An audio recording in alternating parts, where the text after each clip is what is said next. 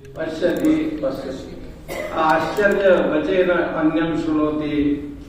आश्चर्य जैसे आश्चर्य शब्द आता है, आम उपसर्ग पूर्वक चर गति भक्षणों धातु से यद करेंगे तो आश्चर्य शब्द की व्युत्पत्ति शास्त्रों में है।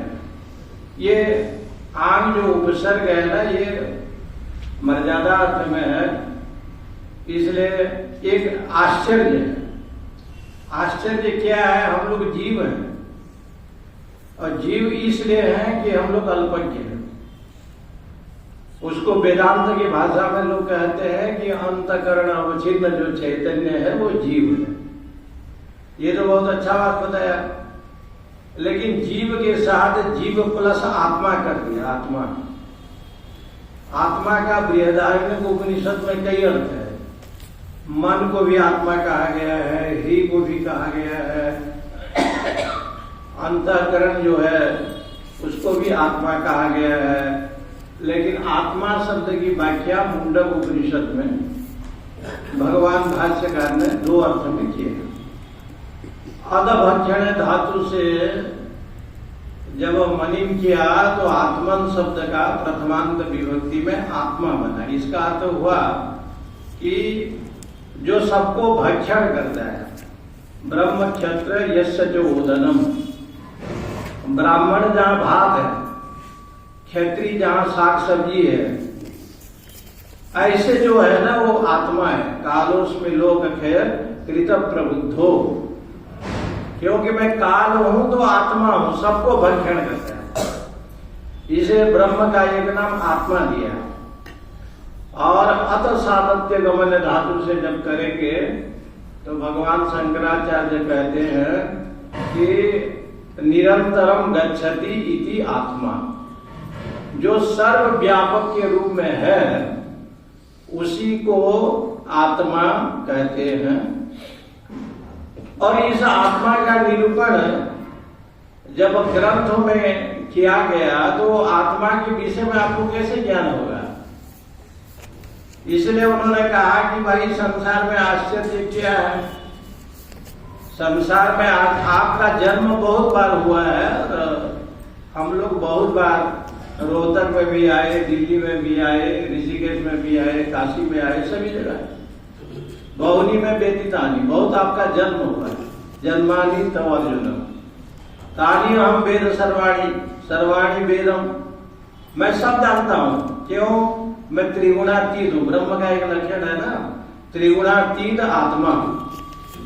त्रिगुण से जो रहित है उसको आत्मा कहते हैं, भगवान भाष्यकार कहते हैं। दूसरा लक्षण बताया देहातीत आत्मा।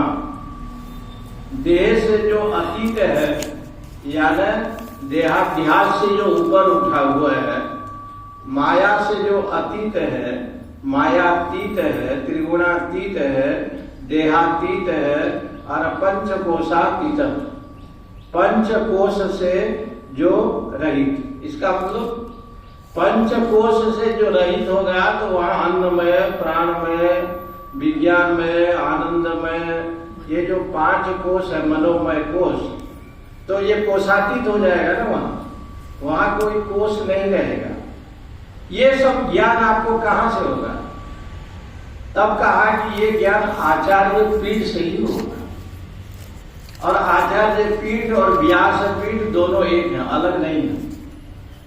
आचार्य पीठ की जो परंपरा है वो ऋषिकेशस्थ कैलाश जो ब्रह्म विद्यापीठ है ना, वो आचार्य पीठ है।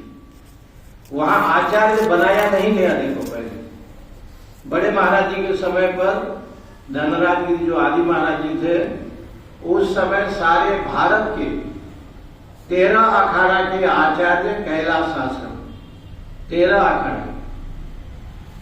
अब तो 13 अखाड़ा है। आजकल तो ये लोग ये जूना अखाड़ा वाला किन्नर अखाड़ा को भी ले गए, 14 अखाड़ा बना दिया। अखाड़ा तो 13 होता है, लेकिन वो 14 कर दिया। अच्छा, वो अखाड़े जितने भी अखाड़े हैं ये बाद में, लेकिन वास्तविक में जो कैलाश आश्रम है वो आचार्य पीठ है।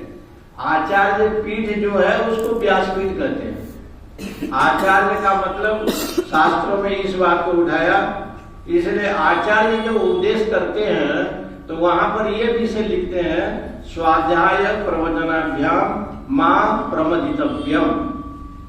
स्वाध्याय और प्रवचन में प्रमाद न करे। इसके ऊपर ही व्याख्या की गई। स्व का अर्थ होता है आत्मा, स्वज्ञाति धनाख्यायम। स्व शब्द का अर्थ हो गया आत्मा।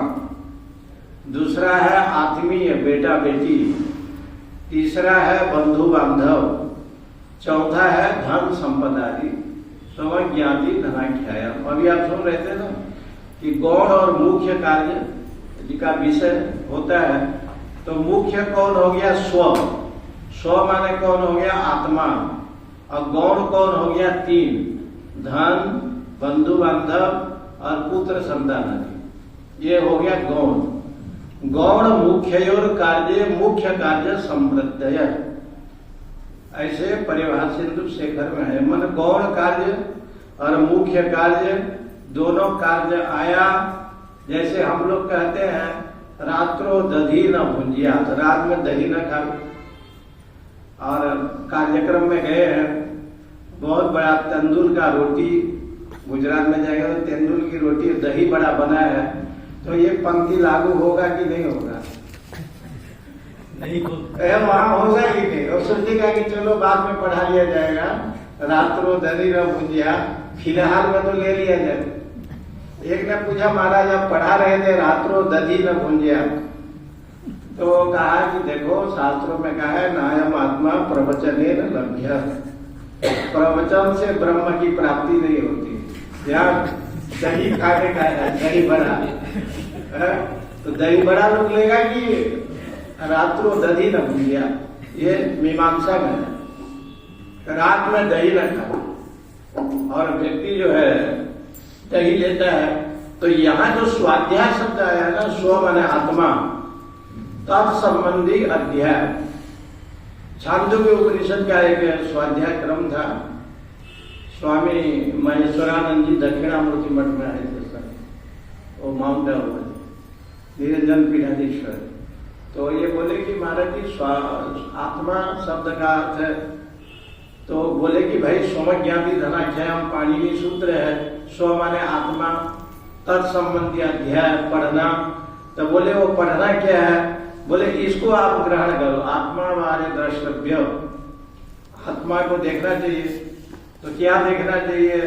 स्वाध्याय मन करे, तो श्रवण करे, मनन करे, निधिध्यासन करे। श्रोतव्य, सुनना चाहिए, सुनो नहीं कहा।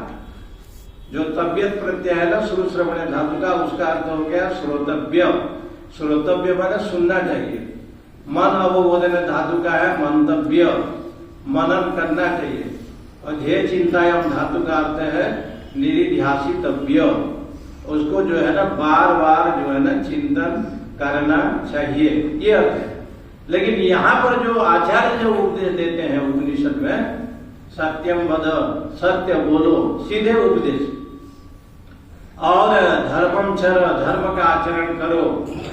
यानी अनवद्यानि कर्माणि तानि सेवितव्यानि नो इतराणि। निंदित कर्म न करे, अनिंदित कर्म करे। तो देखिए वहां एक जो विषय आया है आचार्य पीठ की, कि स्वाध्याय में और प्रवचन में प्रमाद न करे। स्वाध्याय का अर्थ होता है गुरु मुखात अनुपूर्वी अध्ययन, गुरुमुख से सुने। इसलिए ब्राह्मणों में दो लक्षण है, एक लक्षण है आचार्य और एक लक्षण है उपाध्याय। ब्राह्मण को एक मिनट आचार्य जो है ना, वो आचार्य किसको कहते हैं? जो षडंग अध्ययन किया है, शिक्षा, कल्प, व्याकरण, निरुक्त, छंद, ज्योतिष, वेद के षडंग का जो अध्ययन किया है उसको क्या कहते हैं? आचार्य। तब उसको आचार्य कहा जाता है। केवल विद्यालय की डिग्री से आचार्य नहीं होता। आचार्य का मतलब षडंगो वेदो अध्ययो ज्ञेयस्य,